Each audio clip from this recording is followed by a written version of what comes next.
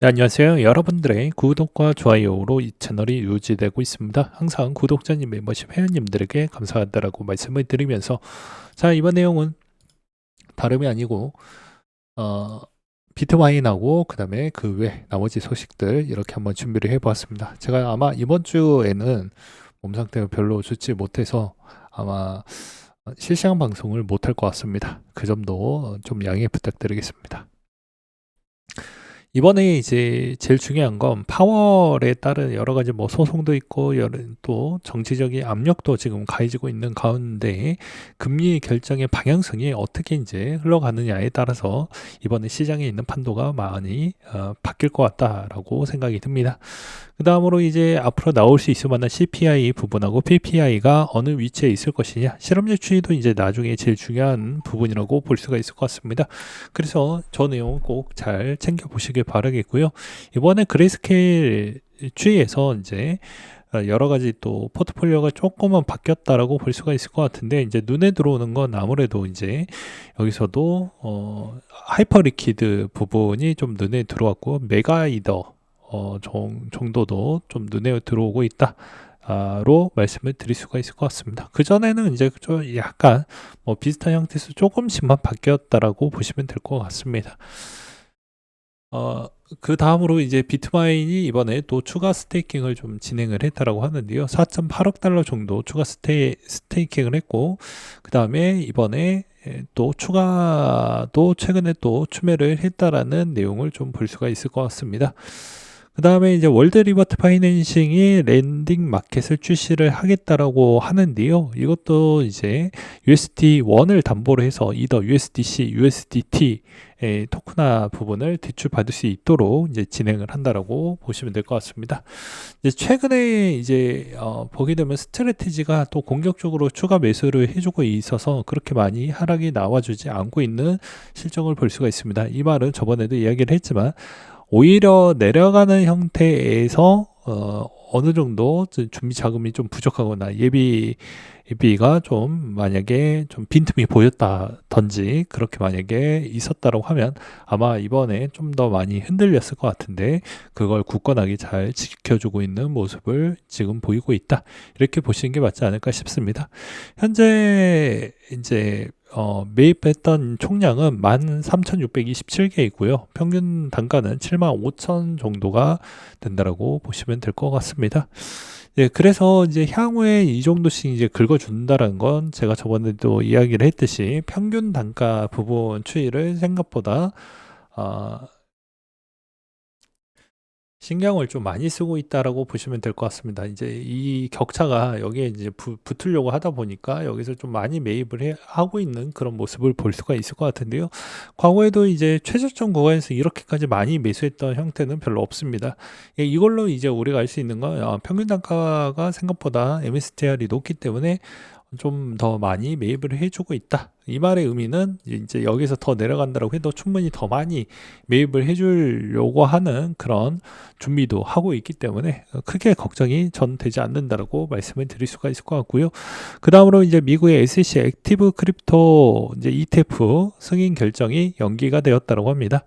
여기에 이제 뭐 여러 가지 뭐 민코인도 있고 뭐 여러 가지도 있다라고 하는데요. 이게 이제 어떻게 될지도 좀 지켜봐야 되지 않을까 싶습니다. 그래서 이제 향후에 이제 이런 ETF 얘들이 점점점 더 많아질 것으로 보여지는데요. 그게 이제 향후에 알트코인의 승패가 좀 갈려질 것 같습니다. 조금 더 성과가 좋았던 애들은 여기에 좀 더 잔류를 할 것으로 보여지고요. 그렇지 못할 경우에는 오히려 여기서 이제 좀 마음을 비워두고 좀 봐야 되지 않을까 싶습니다. 물론 이제 가로치고 특징적인 있는 애들은 좀 달리 볼 필요성도 있고요. 그 다음으로 이제 비트마인 이야기를 좀 해보려고 하는데요. 이번에 이제 비트마인이 주주 의결권 행사 각 증권사마다 어플로 보이시면 아마 알림 문자가 왔었을 것입니다. 이게 이제 체결 기준일이라고 해서 이제 이 시점 추이에 이제 거래 이전에 있었던 사람들이 의결권을 가지고 있다라고 보시면 될 것 같은데요. 이제 주요 내용에 따른 골자는 다음과 같습니다. 네, 의결권 내용은 총 4가지로 구성이 되어져 있고요. 여기서도 이제 뭐 이사진, 이제 구성원에 이제 찬성할 거냐, 반대를 할 거냐 부분이고, 보통주 수량을 증가하기 위한 정관 변경 승인 요건이 있습니다. 이번에 이제 ATM 증자를 좀 더 많이를 해서 더 많이 매입을 할 수 있을 만한 그런 요건도 있지만, 주식을 들고 있는 주주들은 또 입장이 또 달라질 수가 있기 때문에 요거 이제 어떻게 흘러갈 것인지에 따라서 향후의 비트마인에 따른 방향성도 중요하고 이더에 끼치는 영향도 상당히 클 것으로 보여집니다. 그래서 이 의결권을 왜 제가 가져왔냐면, 현재 비트마인이 여기에서 아주 결정적인 부분을 행사를 하고 있다라는 것이죠. 보게 되면 이더를 모아가는 형태에서 아주 독보적인 위치에 있기 때문입니다. 그래서 이걸 아예 신경을 안 쓰고 보기에는 좀 어렵다 라고 말씀을 드릴 수가 있겠죠. 그 다음으로 이제 세 번째로 볼 수 있는 게 인센티브 계획 승인 내용인데요. 여기에서도 여러 가지 인센티브도 뭐 복잡합니다. 막 예를 들어서 여러 가지 이제 RSU 보상 체계 부분이 좀 조건부 형태가 워낙 많이 있다 보니까 그런 것도 좀 있고, 그 다음에 간단하게 인센티브 부분을 또 가져가는 형태도 있습니다. 이걸 이제 어떻게 될 것이냐, 이제 통과를 시켜줄 거냐 말 것이냐, 이런 내용이라고 보시면 될 것 같고요. 그 다음에 이제 네 번째, 이사회 의장의 성과 기반 보상안의 승인을 했었을 때도 이제 비슷한 3번 내용하고 비슷하지만 이제 성과 보상 기반의 의장 위주로 좀 돌아가는 판때기이다 보니까 아무래도 진짜 톱니가 이 시점에서 이제 이 네 가지 부분이 이제 통과가 되었을 때 어떻게 운영을 하고 어떻게 전략을 짜서 이제 이더의 가격을 올릴 건지, 아니면 비트마인의 가격 부분을 어떻게 만들어 갈 건지, 이게 저는 좀 궁금해진다라고 볼 수가 있을 것 같습니다. 향후 이번에 따른 증가를 통해 가지고 정말 이더 가격을 얼마까지 올려낼 수 있을지도 저도 궁금하기도 하고요. 그래서 이 내용 꼭 잘 챙겨 보시길 바라겠습니다. 그래서 다시 한번 내용을 보게 되면요, 이번에 주총 일자가 15일 기준점으로 되어져 있고요. 그래서 이제 이 결과에 따라서 이제 방향성이 좀 잡힐 것 같다. 이러면 이제 아무래도 비트마인이 쓸 수 있는 이제 총알의 총액이 대략적으로 1년 정도에 대략적으로 얼마를 쓸 수 있을지가 보이게 되고요. 그걸로 인해서 우리는 또 투자를 할 때도 또 신중하게 고민하면서 하시면 될 것 같습니다. 현 시점에서도 이제 비트코인 자체에서도 MSTR이 굳건하게 버텨주고 있기 때문에 현존에 있는 이 가격에서 더 이상 밀리지 않고 있는 모습을 볼 수가 있을 것 같은데요. 마찬가지로 이더리움도 그런 형태로 보시면 되지 않을까 싶습니다. 단지 저기에서 이제 비트마인이 원하는 성과가 나오지 않았을 경우에는 아무래도 이더 부분에 있는 그런 뭐 활력도 좀 많이 둔화가 될 수 있는 가능성도 열린다라고 봐야 되겠죠.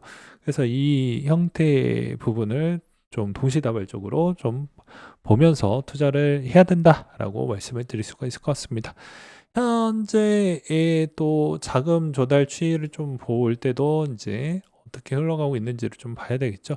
이더리움은 조금 자금이 들어오다가 다시 한번 유출이 되어가고 있는 모습을 볼 수가 있을 것 같고요. 그 다음으로 비트코인 부분에 따른 추이에서도 여전히 조금 매입이 들어오다가 다시 한번 유출 부분이 들어오고 있다. 여기서 특징적인 요소는 그레이스케일에 따른 포트폴리오 이번에 약간은 변동사항이 있었기 때문에 이번에 그레이스케일이 약간씩 조금 더 매수세 부분을 좀 더 강하게 보여준다고 하면 언제든지 틀어질 수 있는 형태를 보여줄 것이다 라고 저는 생각을 하고 있는 바가 될 것 같습니다. 그 다음으로 이제 여기서 이제 제일 중요한 건 아무래도 현 시점에서 미국 부분에 따른 성장 곡선이 이제 얼마만큼 나올 거냐가 제일 중요한 시점이라고 생각이 듭니다. 그래서 나스닥에 따른 형태가 더 이상 밀리지 않으면서 잘 원만하게 잘 성장이 될 것인지도 좀 보실 필요성이 있을 것 같고요. 그걸로 인해서 이제 여러분들도 나스닥이 오히려 내려갈 때 같이 비트코인도 추락을 했던 모습을 아마 작년에 많이 보셨기 때문에 이거 미장이 어떻게 움직이는지도 꼭 잘 체크하시길 바라겠습니다. 그 다음에 마지막으로 제가 드리고 싶은 메시지가 하나가 더 있는데요. 이제 최근에 이제 사람들은 반대적인 행동을 좀 많이 즐깁니다. 왜 반대적인 행동을 했었을 때에 따른 이익이 크기 때문이죠. 이게 뭐 틀렸다 맞다가 아니고 어차피 시간이 지나면 본인에 따른 그런 투자의 결과물을 이제 인정해야 되는 그 시기로 넘어간다라고 보시면 될 것 같습니다. 그럼 이제 이 코스피 가지고 이제 제가 가지고 와봤는데 이제 여러분들도 마찬가지로 새해가 되었기 때문에 내가 원하는 그런 투자 스타일 부분에 있어서 어떤 부분이 부족하고 어떤 부분을 보완을 해서 투자를 하고 있는지, 그리고 서로 다른 길을 대부분 서로 다른 길을 좀 가고 있는 방향으로 만약에 간다고 하면 내가 왜 그 길을 선택을 하고 있는지에 따른 근거 제시를 명확하게 해놓고 가시길 바라겠습니다. 그러니까 저 같은 경우에는 제가 투자하는 부분에 있어서 제가 모든 과실을 다 떠안고 제 돈이니까 그거를 좀 감내하고 감안하는 그런 연습을 많이 해왔기 때문에 상관이 없지만, 구독자 여러분들이나 회원님들은 그런 게 약간 좀 부족할 수도 있기 때문에 이런 이야기를 좀 드렸다라고 보시면 될 것 같습니다. 그래서 일반 사람들이 볼 때는 이제 지금은 뭐 코스피가 날아가고 있는데 왜 코스피 인버스를 하냐라고 하시는 분들도 있고, 저 인버스 했던 사람들 되게 어리숙하다 이렇게 보시는 분들도 있어요. 단편적으로 말이죠. 근데 저는 오히려 조금 다릅니다. 왜냐?